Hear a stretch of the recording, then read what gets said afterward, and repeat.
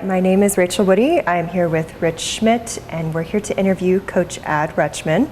We're in the Austin Reading Room at Nicholson Library, and it's October 21st, 2015. And our first question for you, Coach Rutschman, is how did you get involved in sports? You know, I don't really know how, except that I always I can remember when I was little and enjoyed, playing softball and things like that. So I just enjoyed sports, and it just kind of grew from there. But I just remember when I was little, went to a country grade school, and there wasn't a lot of kids, so you got a ball and everybody played with it. So why Linfield? You know, when I was a senior in high school, I was offered a full scholarship to Oregon State to play football, and I was interested in primarily either going into wildlife management or teaching and coaching. And when I looked into the wildlife management, I found out that I had to take chemistry.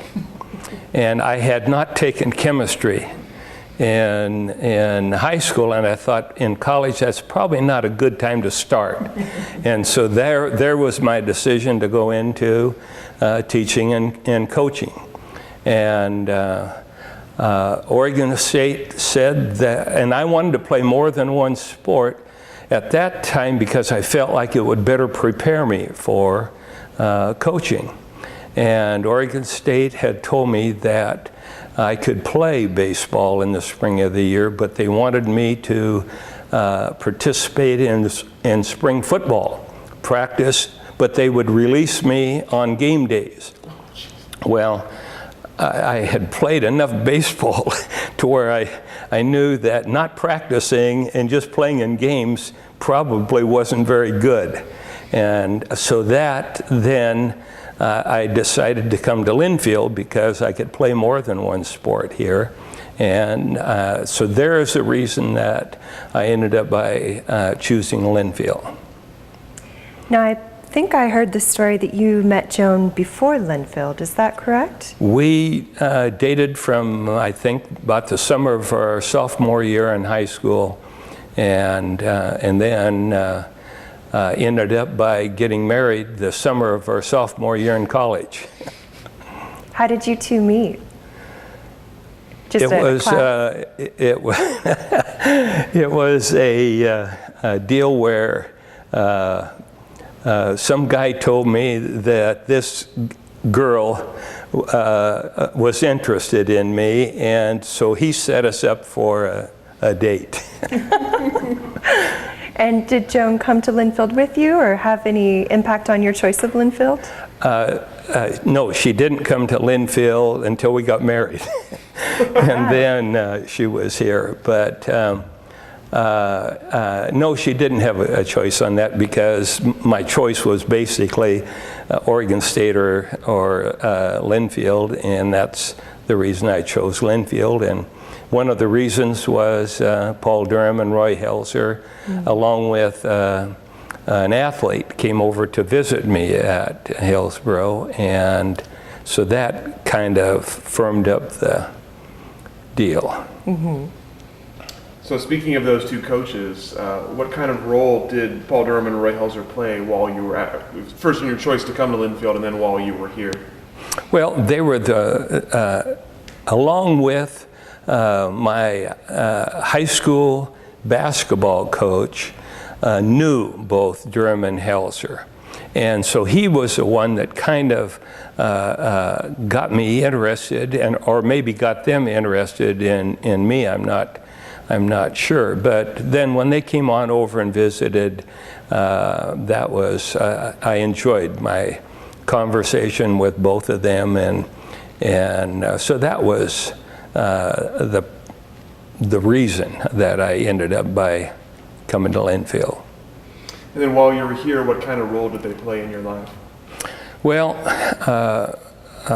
Roy Helzer played a pretty significant role from a baseball standpoint, because the summer of my sophomore year, they started a real strong semi-pro league in Southern California, and it was lumber was big at that time, and all of those towns had lumber mills and things like this, and so the towns that were involved in the league were Brookings, Coquille, Bandon, Roseburg, Medford, Coos Bay, and Drain, and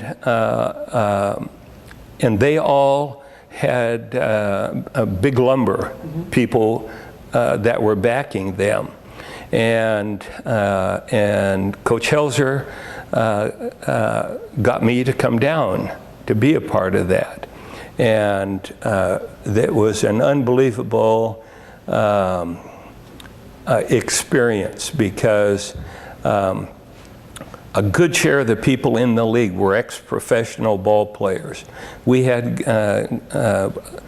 at Drain, we had people that had played in the major leagues, that had played in AAA ball, which is the next step below the major leagues. And I got to play against those guys and with those guys. And so it was, they had said, the players down there said it was the equivalent of AAA ball.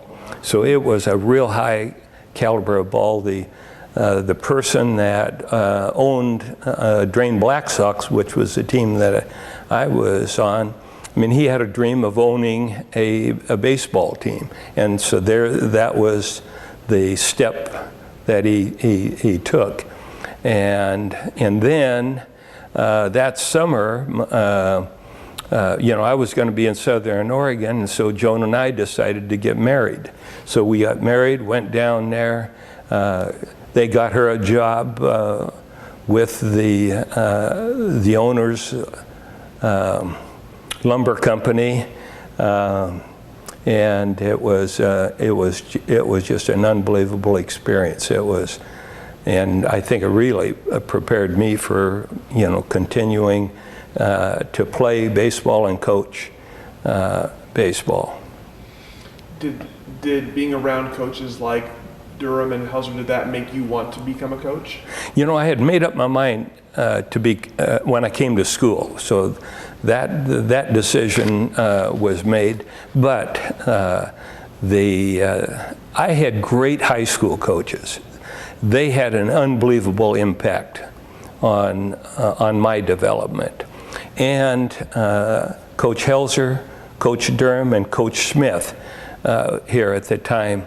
I didn't play for Coach Smith, but he was just a wonderful person, and all of those people were just high character people. And Coach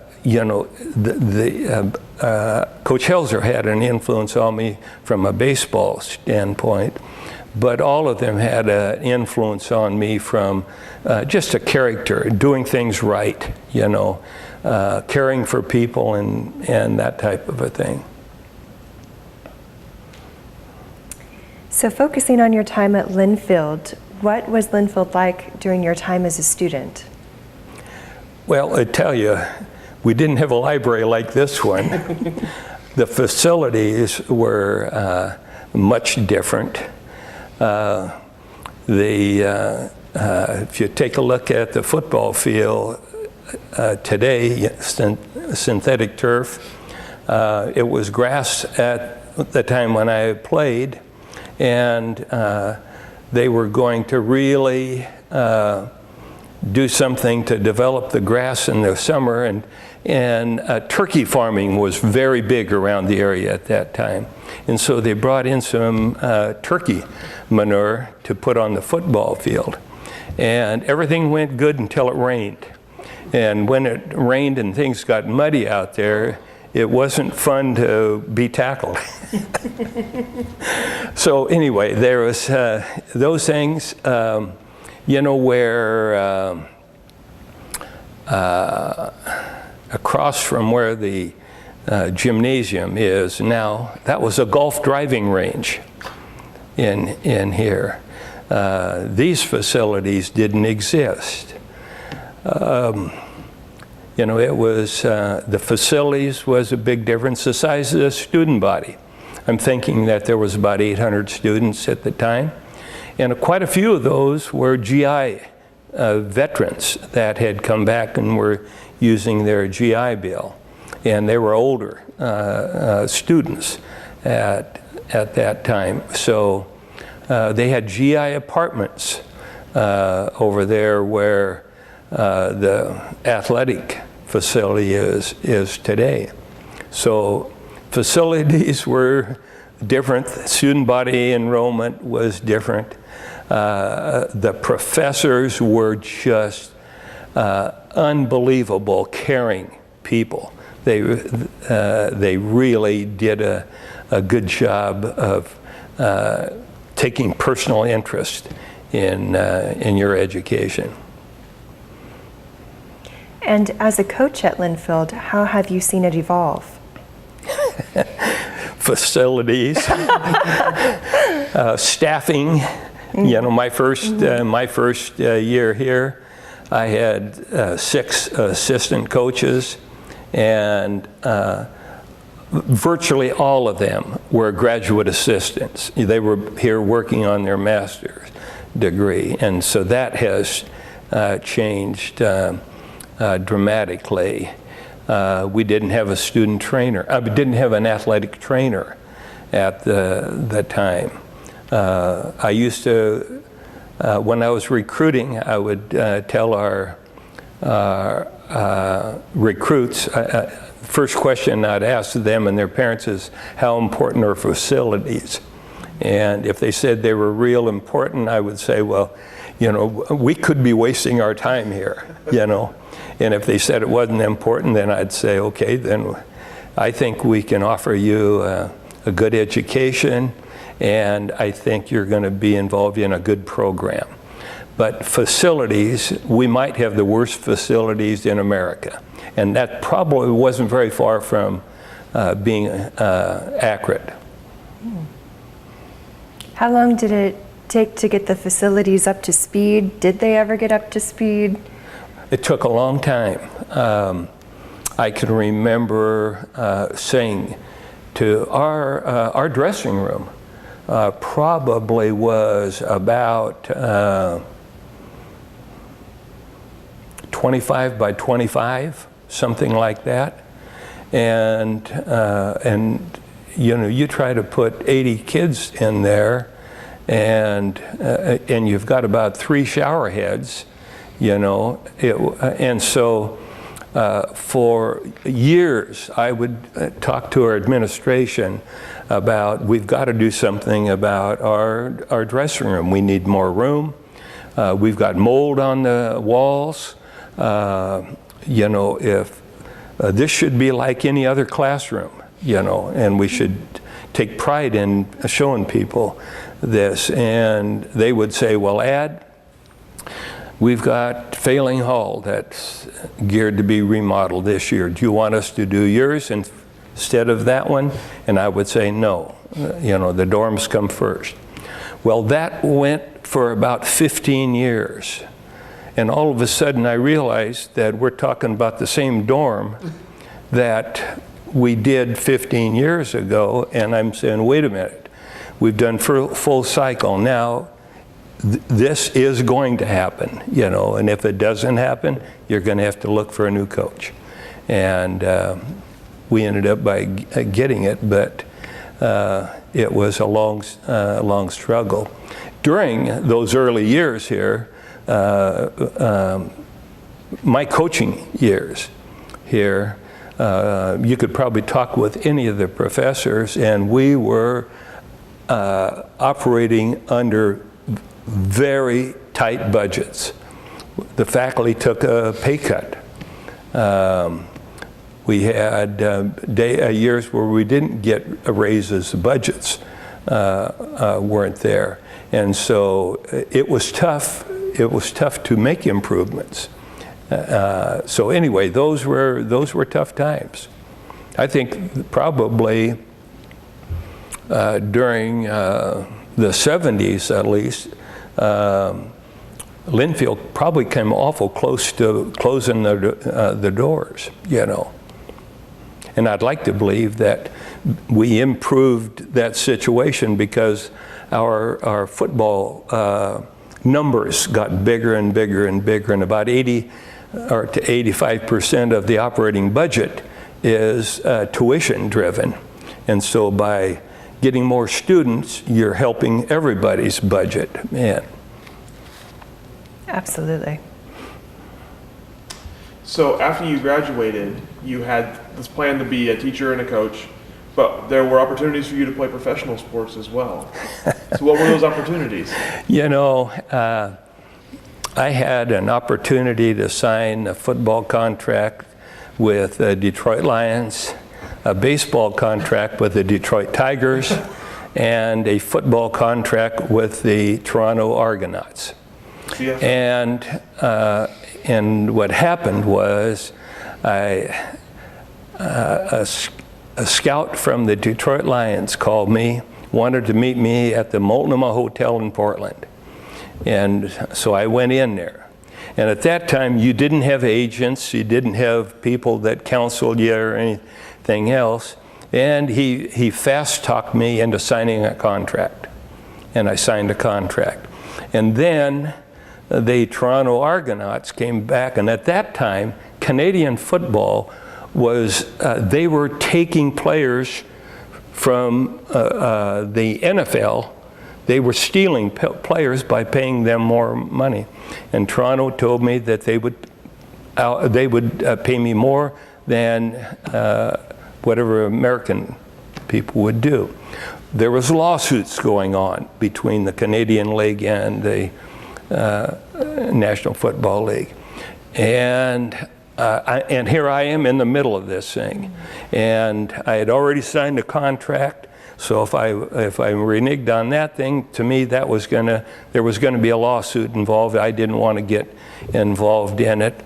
And at the same time, my ex-high school coach was the principal of the high school that I graduated from, and he offered me a teaching and coaching position. And so I took the easy way out. That's about the only way I can explain it. You know, I took the easy way out. So then take us through the beginning of, so you started off as a high school teacher and coach. What was that learning curve like for you? Did you hit the ground running because of all the experience you had, or were there a lot of learning curves for you? I was an assistant coach a football coach for I think about 3 years before I became the head coach. But I was a freshman coach in baseball 1 year, and then the head coach left to take a different job, and so they moved me up there. And you know, I was confident. I thought that I could really change the world, I guess. You know, and I went in my first year coaching baseball, we did very poorly, win-loss. And I still remember going into the principal and telling him, if I have to go through another year like this, you're going to have to get a different coach in there because I can't handle this. And luckily, we came along very well after that.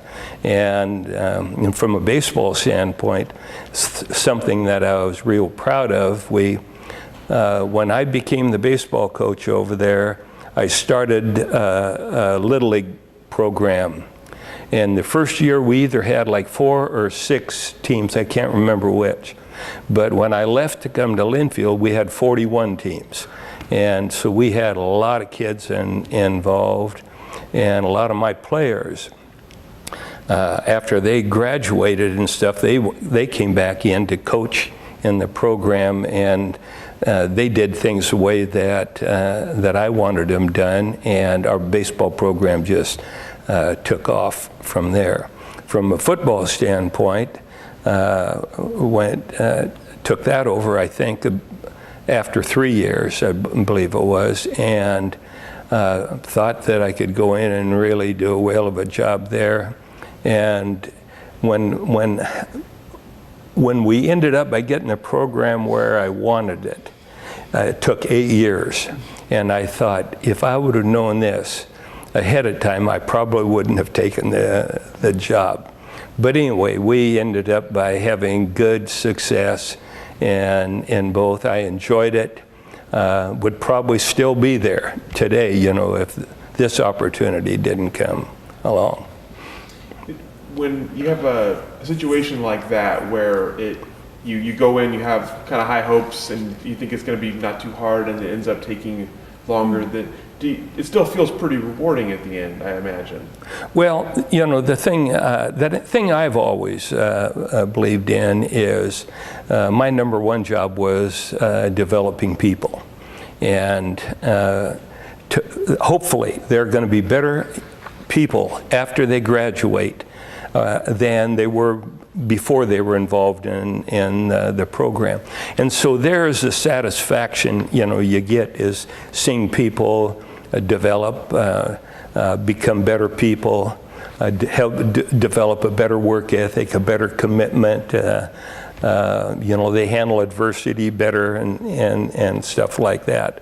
So that, to me, that people building was always the big focus for me. I always felt like if I could make a person a better person, and if we worked hard and developed them athletically, that simply put, that winning would take care of itself. And I think that's basically true in life. I think this dovetails beautifully into what is your coaching philosophy. Well, my coaching philosophy, basically, you know, the interesting thing is, one year I won a coaching award. It was the Tops Chewing Gum Company gave out a Coach of the Year award, and they selected me, and they gave me this, sent this long paper, you know, wanted me to write my coach's philosophy down. And I took a look at that thing and I said, you know, what the heck is my philosophy? You know, my philosophy basically is to build people, make them better. And the same thing I just got through telling you is if you get them to work harder, I don't know where you can teach honesty any better than you can in sports. You know, you got referees, you got film, you know, you get penalized if you do something wrong. And how important is honesty, you know, to success.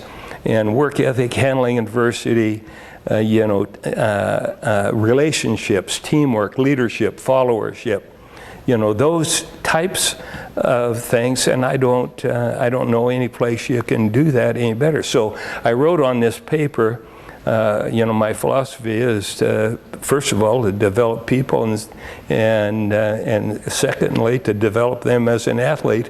So there's a big paper that's got one sentence or two sentences on it, you know, and that was it. And my philosophy hasn't changed. Excellent.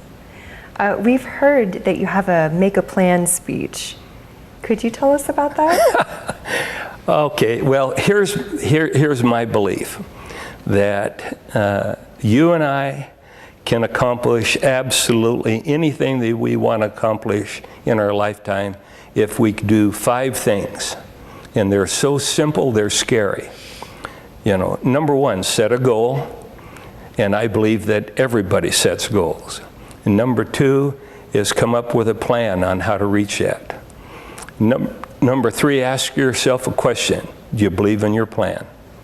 Because if you've got questions there, you need to go back and redo your plan. But if you believe in it, then put it in action and don't deviate. And most people, to me, do not achieve their goals, if they don't achieve their goals, it's in one of two areas. It's in the planning area. I know of examples of people that have a goal, but they have absolutely no plan. Or it's an inadequate plan, a poor plan, inadequate plan, insufficient planning. It's in the planning area, or they have a good plan and they deviate from it. Someplace down along the line they deviate. I know an athlete, a basketball player that came to Linfield, that when he was in high school made up his mind that he was going to shoot baskets 2 hours every day. Didn't make any difference what the weather was, didn't make any difference whether it was a holiday, but he was going to shoot baskets 2 hours every day for X number of years. He ended up by coming out of California and was considered one of the best basketball shooters down there. Well, there was his plan, and there was his goal, and there was his plan, and he didn't deviate, and he achieved it. My guess is that even people that are living under the Burnside Bridge have a goal every day. What's their plan? With some people, their goals and their plans may get them into trouble, and something has to be done about that. But I really believe that people can achieve anything they want to achieve if they can set those 5 things and believe in it.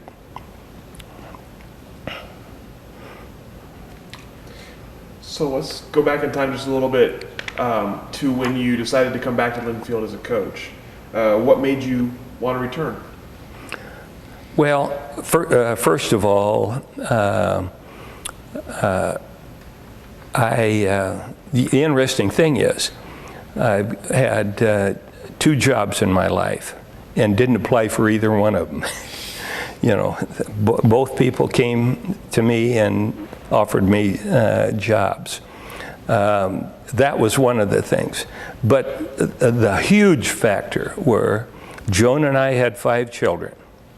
Our oldest was a sophomore in high school. Coming to Linfield, if you could get in, you got free tuition. So all of our kids end up by coming to Linfield and never had any loans. They ended up, they could work enough in the summer and stuff like this to pay for the other things, but that was really the deciding factor. The interesting thing is, I took a 1/3 cut in salary to come to Linfield.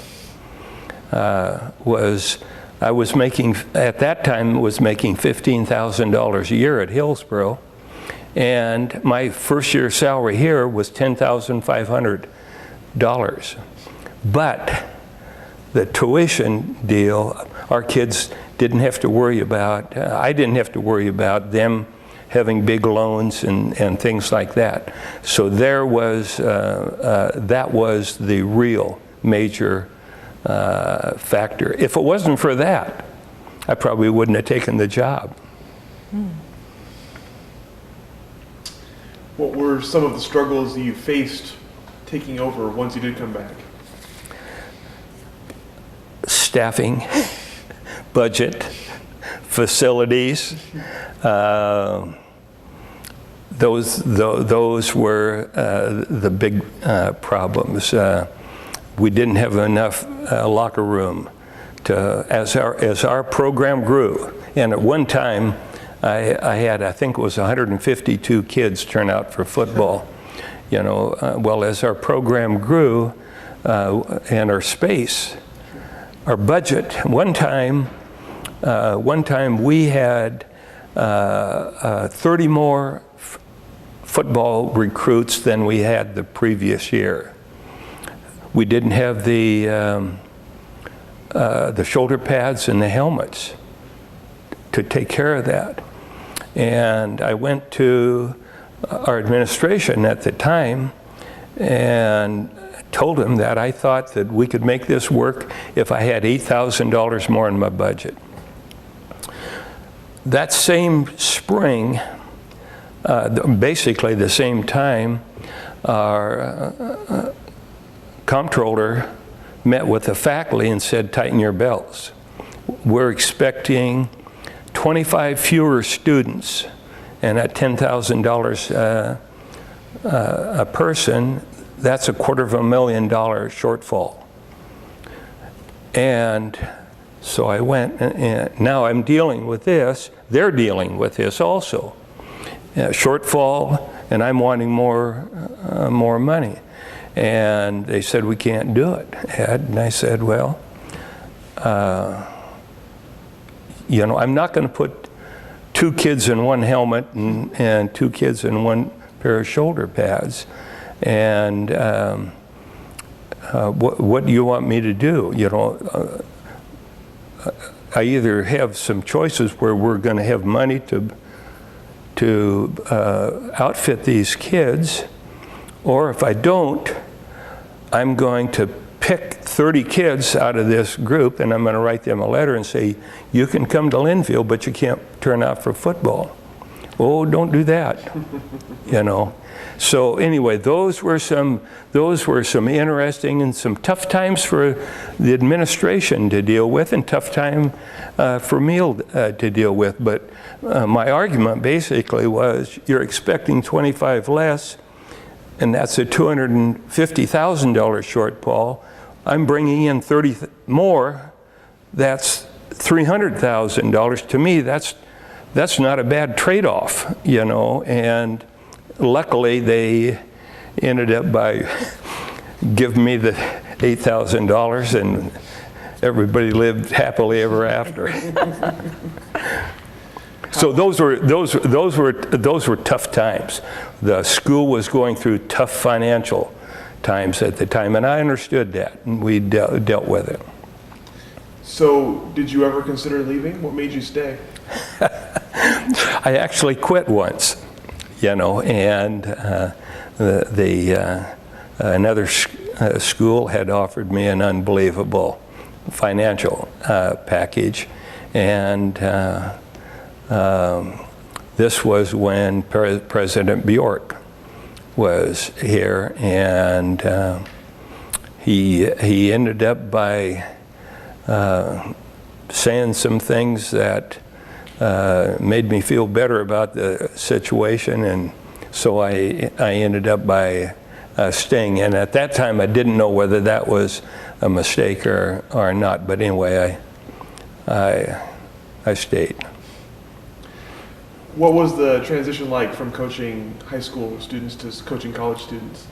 You know, I thought that it was going to be a big transition, and I thought that I was going to have to treat them differently. And I started out that way, and then all of a sudden I realized, this is not me. You know, I've got to be me, and I'm going to do this the way that I think it has to be done. And so I ended up by changing twice, you know, changing and then changing back to the way. But, you know, my feeling is that they're all pretty much the same. You know, maybe if it gets to the professional level, that you're going to have to treat things differently, but probably at that level, it's more involved with salary than anything else, other than the coaching part of it. You're dealing with egos and that type of a thing. But at the college level, the biggest change I saw from high school to college was in high school, virtually every day you had some kind of a little discipline problem. You know, I mean, it might be kids showing up late, you know, but some kind of a little discipline problem. And in college, you're working with kids that basically are more self-motivated. They're there because they want to be there. And so the discipline problems are rare. how did you, as you were developing your ideas on working with students, how did you worry? I mean, you obviously had to worry about kids. All kids have egos. I mean, they're not like professional athletes, but how do you get an athlete to give into the cause over his own personal gain? Well, part of that is in the recruiting process, and in the hiring process as well. To me, you tell them, this is what I expect out of you, and can you buy into that? And this is what you can expect from me, and so do we have a fit here? And so in the recruiting process, to me, you've covered those things. Now, if that changes when they come here, now you got something you can talk about. You can. But I can always remember talking to a recruit one time, and he said to me, "I'm a receiver. How many times are you going to throw the ball to me?" And I said, "Well, I'm going to give you an answer you probably don't want to hear. It's to me, it's not how important it is for you to catch the ball. It's how many times, that little white line at the other end of the field, how many times we put the ball on the other side of that white line. And if we do it by pass, fine. If we do it with a run, that's fine too." Well, I didn't get the kid, but it was probably just as well, But anyway, going over expectations and then making sure your word's good. If something does happen, you can't. If you said this, you got to hold to it, I think.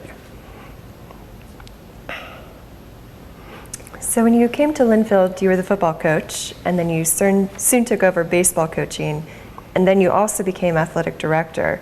How did you manage 3 time-consuming jobs? I tell you something, you can't be very smart to do something like that, because I'll tell you, there's an example of the 3 very demanding jobs. Every minute you're spending on one, you're not spending on the other 2. And that was a tough thing. My wife was my secretary up there, and she got to a point where she could handle an awful lot of the athletic director stuff, and and really, it was a 15-hour-a-day job, 7 days a week is what it was. And we did not take a vacation for 24 straight years. We had no vacation for 24 straight years because it wasn't worth it. If you were going to take off for a few days and stuff like that, things mounted up so fast that it wasn't worth it. And so for 24 straight years, we didn't take a vacation. Not only that, but I had 3 lecture classes also during that whole time. I'm going to sidetrack for a minute here. You and Joan have this wonderful long-time marriage. You've worked together. How the heck did you make that work? Especially with not having vacations, working 15 hours a day, having a family. How did that work? I don't think it would have worked if she wasn't up there. Because I couldn't have done it, without her being there. 15 hours a day, we basically were together. Otherwise, I would be one place for 15 hours and she would be another place for 15 hours. So it was, and we look back at it and it was a wonderful time. She today misses seeing the alums come into the office, the kids that referred to her as Mama Cat, and coming up there. There were student athletes that came up there absolutely every day just to see her, and they still refer to her as Mama Cat. But anyway, it wouldn't have worked if, I couldn't have done it if it wasn't for her being there. In addition to Joan, I'm sure you had other support staff. How did you develop that, or did you purposefully?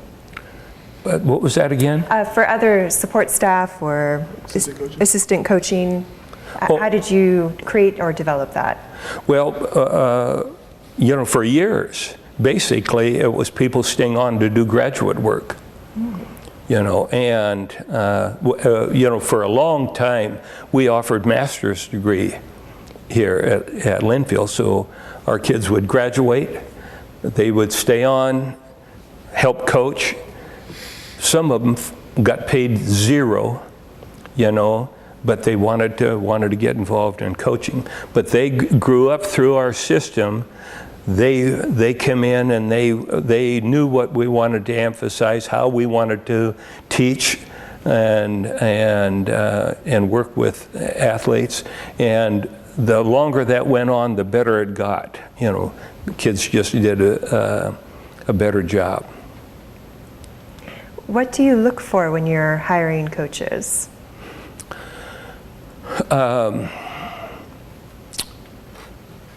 Character is huge. You know, if you stop and think about it, you know, how important is honesty? You know, to me, honesty gives you respect. It gives you credibility. Now you can have integrity. Now you can, people will trust you. Your word is good. You know, you and I both know people that when they say something, we say, well, you know, I remember back when they said this and it wasn't, you know, so it's questionable communication. But you also know people that they're honest, and when they say something, you take it for granted that it is true. So, you know, honesty gives you trust. And now, to me, you can have open communication, not guarded communication. And now you can have relationships. And so to me, and then to me, the next step is now you can be a leader. And this is one of the things that just totally drives me crazy, is people that are in government positions, leadership positions, that have lied, things like this, you know. How can you trust them if they've lied once, you know? So to me, for our coaches to have relationships with students, it all goes back through that chain. You've got to be honest, and so character is huge. A work ethic. I've always told our people that were hired that I'm not interested in hiring a time-oriented person, you know, where you come to work at 8 and you leave at 5.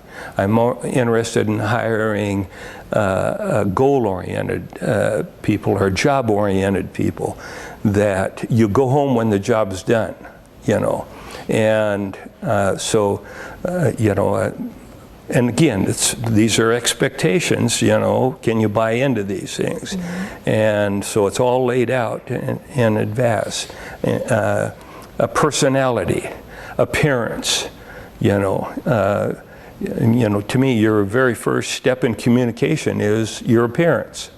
You know, so if you're going to be recruiting, if you're going to be working with kids, appearance, and it doesn't mean you have to be beautiful or something like this, but you've got to be neat appearing, you know.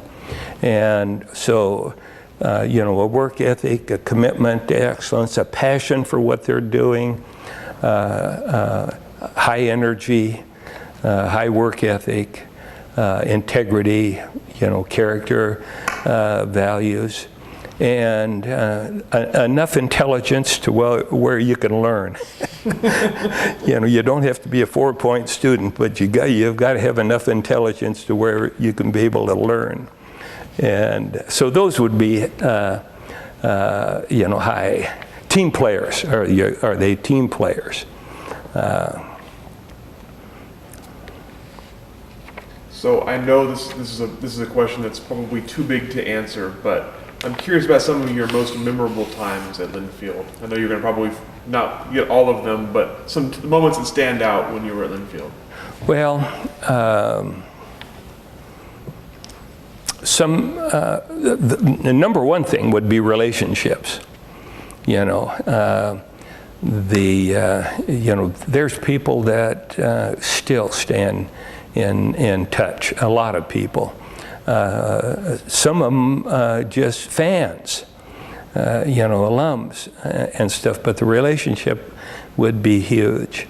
The 3 national championships in football, the 1 in baseball would be big. Kind of a trivia question for you is who might be the only undefeated team to play Boise State? My very first ball game that I coached here at Linfield was against Boise State, and we beat them. We may be the only undefeated team to play Boise State. That would be an interesting thing to look up. But my first 5 years here, we played the University of Hawaii. On a lot of those years, that was the last game of the season for us. And so I would send the team home and stay over in Hawaii and recruit. Well, one year they were playing Nebraska, the game after we played them. They were playing Grambling, USC, University of Washington. They were playing a big time schedule, and here we come in. And in 1970, we should have beat them. They were independent at the time. 9 of their 11 football games were played in Hawaii. They were independent. They hired their own officials. They were all from Hawaii. You can imagine the pressure on those 5 officials that if you want to officiate next year, don't do something wrong against the University of Hawaii. We had 2 penalties in the ball game that resulted in touchdowns for them. They beat us 19-17. The score should have been 17-7 in our favor. That was our only loss. Maybe the best football team I coached here at Linfield, and we didn't even get in the playoffs. Oh. That loss should have, 17-19, should have raised us in the ratings. And at that time, they only had 4 teams in the playoffs, And now they've got 32, I think. 32 or something like that, But that was a national championship team there, and we never even got involved in the playoffs. We used to play Portland State.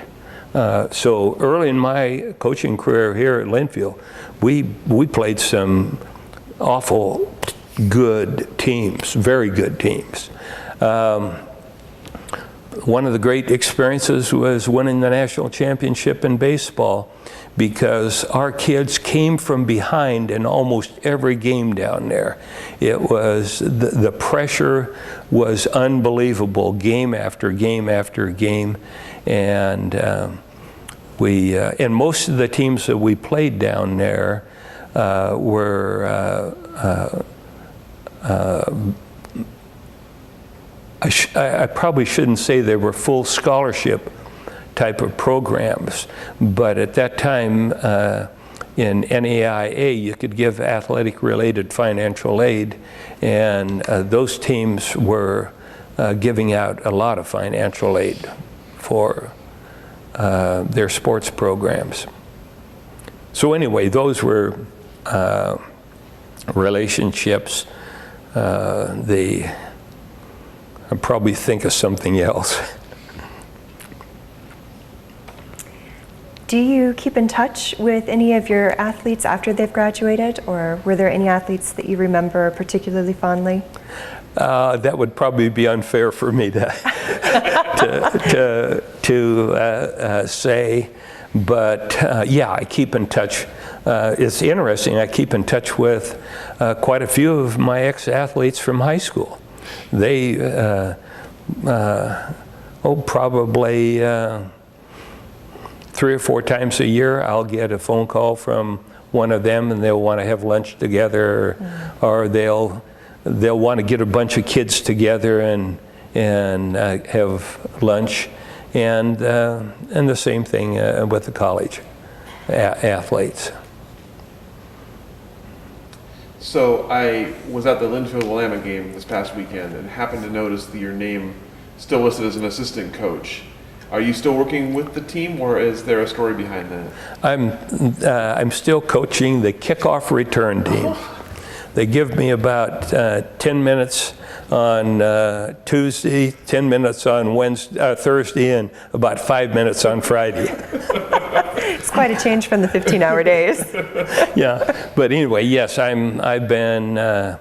Coach Losey got me involved with that when he became the head coach, and I've been coaching the kickoff return team ever since. That's excellent. And I love being around the kids, and I love being around the coaches. I can only imagine how many thousands of students you have helped mold their lives. I'm also curious, for your children and grandchildren, I believe you have a grandson who's doing football at Sherwood High. How many of your family members are also very much into the athletic world? Well, I tell you, he is the last boy in high school. 6 others have either graduated from college, or they're in college right now, and we've got 6 girls that have either graduated from college or in college right now. So our son Randy, his 2 children are at Sherwood High School. One of them is a senior, and the other one is a sophomore this year. You know, something I just come to mind that goes back to your previous question is one of the things I'm really proud of is I've got over 120 of my ex-players or coaches that became head coaches, and probably 16 or 17 have become head college coaches. You know, so you know that, and they're all doing a good job. You know, I've had my ex-players or coaches win a state championship in Alaska, in Hawaii, this last year in Arizona, and a number of them in Oregon. I'm not sure about California, but Hawaii and Hawaii have. So anyway, that was something that I'm real proud of. But I'm real proud of our grandson. Love watching him play. He kicked a 49-yard field goal here about 2 weeks ago, I guess it was, and he was all-league last year as an outside linebacker, and he's playing fullback and outside linebacker this year. You have quite the legacy, both in your family and here. Well, it's hopefully it's good. So how have you seen in your years involved as a player, as a coach, as a fan, as a grandparent, parent, how have you seen sports, athletics evolve? Some of it I don't like. I don't like the, I've always felt this, that at Linfield College, I had the best classroom going for developing what I call success skills. And I'm not talking about computer skills or surgery skills or technology skills, but I've asked hundreds of people, you know, this question: how important are the following things to whatever success you're enjoying? Honesty, work ethic, commitment to excellence, handling adversity, teamwork, relationships, leadership, followership. And I get the same answer. I don't care whether I'm talking to doctors, nurses, CEOs, husbands, wives. The answer I get, it's everything. Okay, where at your school do you do the best job of if these things are so important for success, where do you do the best job of developing those things? Is it in a math class, English, social studies, history, or could it possibly be a team sport? You know, and so to me, if team sports are handled the way that I think they should be handled, I think you have a great classroom going. I don't like what I see on television where people bringing attention to themselves. You know, to me, this is a team sport. It's not an individual sport. Never allowed it on our team here. I hope that we never ever get to a point where we put individual names on uniforms. To me, this is Linfield. This is a Linfield team. It's not, you know, whoever. The names are on the team. So I don't like people bringing attention to themselves when they score a touchdown, when they make a big play, or something like this. So I don't like that. To me, that takes away from the value of athletics. If these things are important for success, then let's start in the 4th grade by having sports. And so how are we handling this educationally? Nobody has team sports in the 4th grade. They're all left up to club sports. And the club sports, to me, are way out of hand. I had one of our granddaughters, when she was in, I think, the 4th grade, was playing softball here in McMinnville, went to Everett, Washington, Bend, Seaside, all over, playing softball as a 4th grader. Whatever happened to playing Sherwood, Hillsborough, Salem? You don't have to rent a motel room. You can eat with your family at the dinner table. You have 5 kids, and all 5 have to go to this game. You know, to me, what about these other 4? What does that do for them? And so I dislike the club sport thing. To me, all of that should be in the educational environment, and where you have people that are trained, hopefully, in dealing with the sports and that type of a thing. So I don't like the club sport thing. I don't like the bringing attention to oneself in sports. I'm not a big fan of NCAA Division III. That's what we are. NCAA Division III basically says we're not going to give athletic-related financial aid. What that tells me is athletics doesn't have educational value. Because if you can give it out for speech, music, drama, history, sciences, everything else, and you're not going to do it for athletics, what you're saying is athletics doesn't have educational value, and I disagree with that. And so I'm not a big fan of Division III sports for that reason, because I think that it leads to the rich becoming richer and the poor becoming poorer. You know, you take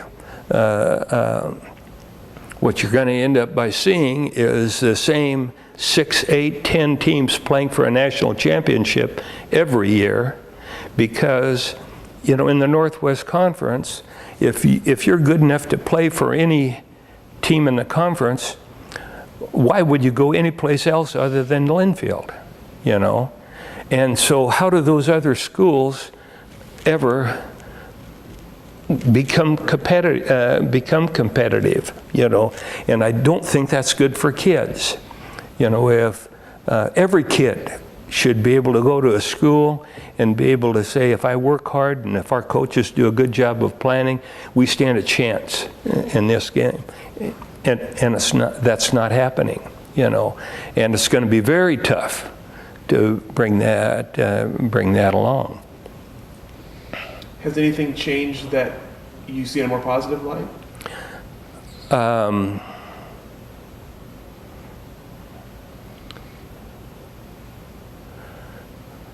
I think the people that are doing a good job of coaching, you know, values. But I don't see that. I think that has filtered down to the lower levels too, in high school, you know, to where you may have a coach that's doing a very good job coaching. And I mean, he cares about kids and he's teaching the right things and stuff like this. But if they don't have the kids and they lose, now they want to change. Sure. Another thing that I don't like, when I was coaching in high school, every coach that we had in our sports program was a full-time faculty member. You don't see it anymore. You're hiring people off the streets, you know, to come on in. In some cases, that's working out, but in a lot of cases, it's not.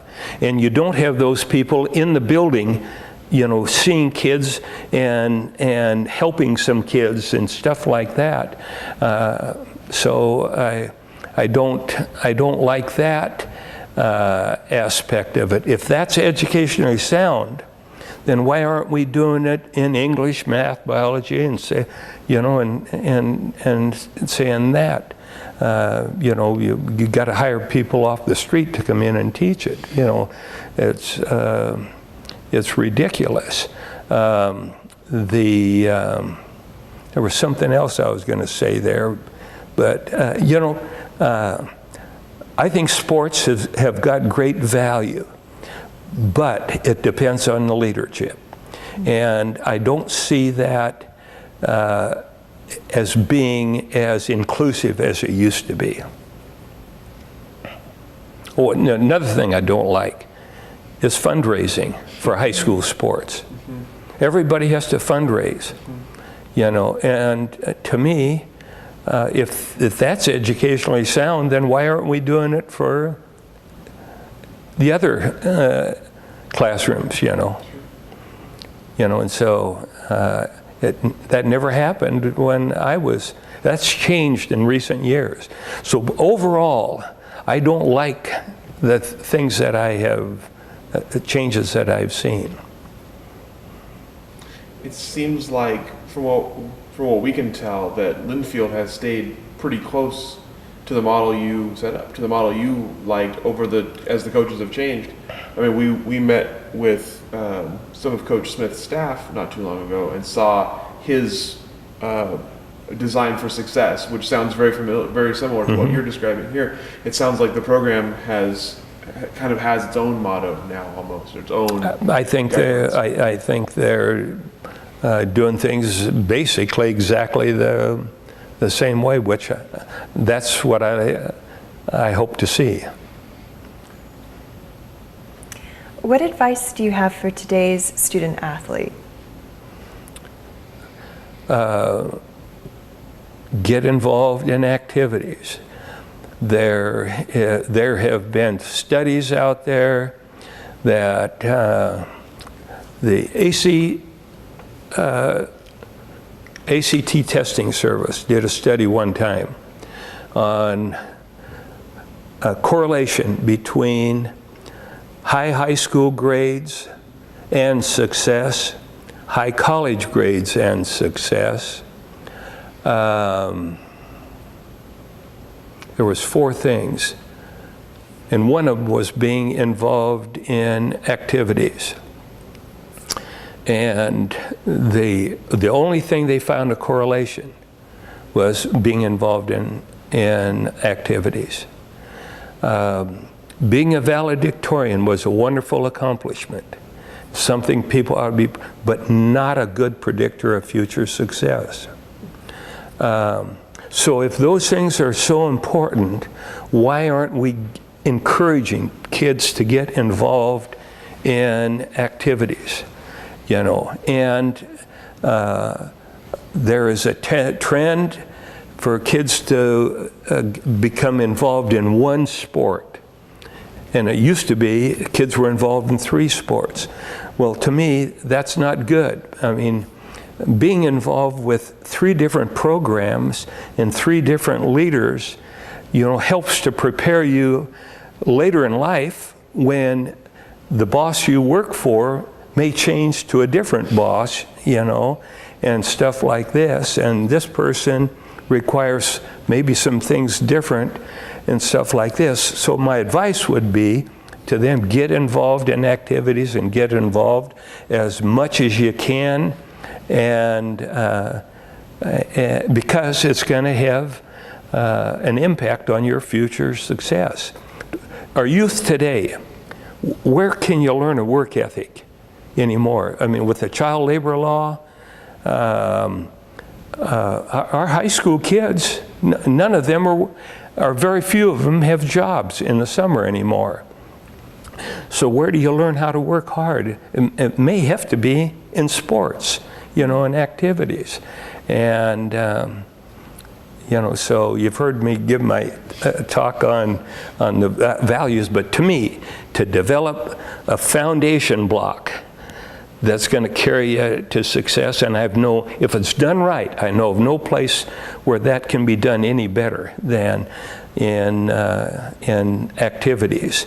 I think there ought to be a rule for graduation in high school that people have. I don't care if you're a paraplegic, you have to be involved in activities.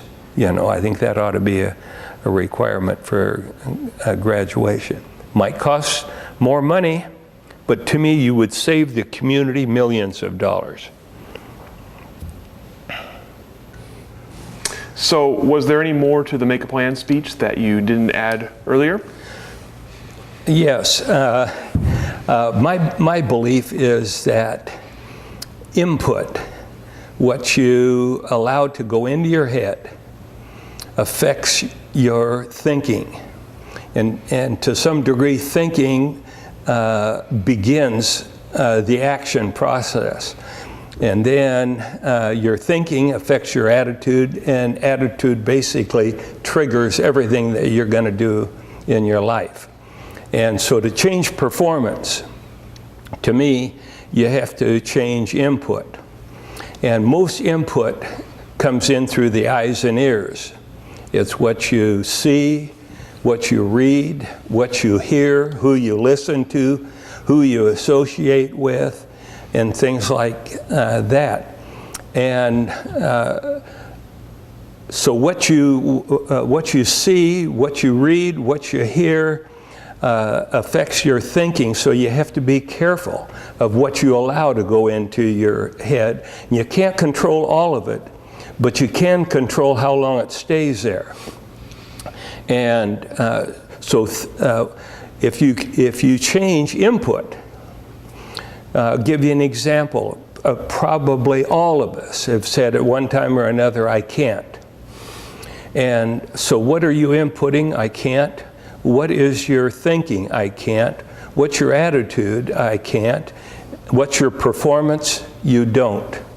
And so in order to change that, you might have to change I can't to I'm willing to try. I think I can, I know I can, I will, I must. Now that affects whatever you input affects your thinking. You have to control input. And so basically, how we look, how we feel, what we say, what we do, all of those things are affected by input, thinking, attitude, and now this is the performance. So all of us are interested in changing performance. So to me, the steps have to be you have to change input. You have to say, you know, an interesting thing is if we watch the newspapers and stuff like this, every year we will see where blind golfers are still playing golf. And in some cases, they're shooting in the 90s. Mm-hmm. Well, my question is, you know, with all people that lose their eyesight, that were golfers, why don't all of them continue to play? And I've got to believe some of them are saying, I'm blind, I can't see, I can't hit something that I can't see. And others are saying, you know, I love it, I think I'll try. And they continue to play. Just saw something on television last night, in fact. It was about a person that had cancer at a young age. Got involved with the USC football program. Someplace along the line, they had to operate on him, and he lost his eyesight. And he wanted to do something in football, and he became a deep snapper by being a blind person. And now, how many people would do something like that? But there's an example of a guy that made up his mind that I want to be involved. I want to be involved. How can I be involved? You know, I may not be able to carry the football, I may not be able to do this, but here's something I can do, and I'm going to try, and I ends up by doing it. So to me, you know, the goal setting, you know, is one thing, you know, to set a goal, plan, believe, action, deviate, and now, but to change performance, you have to change thinking, because that affects, change input, because that affects thinking. Thinking now triggers your attitude, and attitude basically triggers your performance. So those are things that I believe very strongly in. That's all the questions we have. Is there anything that we should have asked you? Anything else you'd like to add? I can't think of anything. I have a crowdsourced question. Okay. About once a month, the administrative staff meet and have breakfast, and there's some regular characters at that breakfast, including Dave Hansen. And so Dave knows that we're interviewing you today, and he said that I need to ask you about Unigagan. Did I say that right? I think Unigagan? Unigagan, yeah. I think it's a person. Unigagan is a fictitious person. And Paul Durham, when he was here, he developed this Unigagan guy that and wrote different stories. Had a picture of him one time in the paper. You know, helmet was on backwards and stuff like this. But we had a lady here, Margaret Macaulay, is deceased now, but she worked in the education department. And we had a guy that Larry Ward had done the radio broadcast for our football games here, and was leaving town to take a job with the baseball team in Arizona. And so Joan and I decided to take him out to the bayou for lunch. And Vera Macaulay was having lunch there with Vera Sullivan. And as I went to pay the bill, Margaret grabbed my arm, and she says, "Who is that you know, you're having lunch with?" And I don't know why, but I said Uni Gagan. And she said, you know, was he in education? You know, because she prided herself in, she thought that she was a key factor in every education major getting a job. So, and she had coffee every morning down at Thrifty Drug downtown, which was where she got the gossip for the day. And so she was in tune with everything going on. And so she said, was he in education? And I said, well, it could have been, you know. She says, I think I know him. And I said, well, I'm sure you do, you know. And so I go pay the bill, come pick up Joan and Larry Ward. We leave the bayou, and there is Vera and Margaret talking out there, and they're going just like this. And I know what they're talking about. They're talking about Uni Gagan. And so I don't have time, so I tell Larry and Joan, I said, whatever happens here, just go along with me. And so I get up there and I say, hey, Margaret, have you met Uni here, you know? And Larry did, and Joan, what's going on here, you know? And Margaret, she just fell in hook line. She says, oh yeah, I know you, Uni. Gosh, yeah, great to see you again, you know. And she just babbles on. And I'm about to lose it. And I say, we got to get out of here. And I'm late. So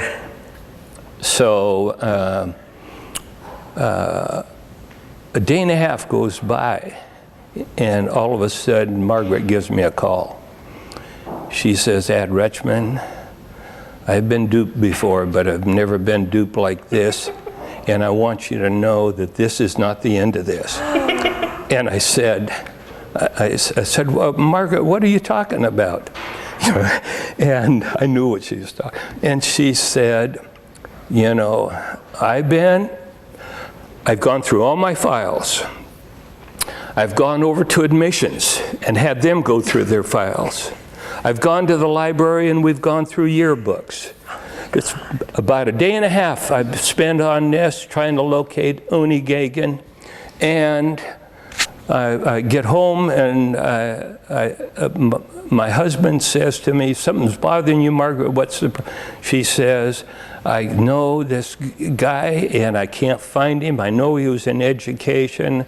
I can't find him and stuff like this. He says, what was the name?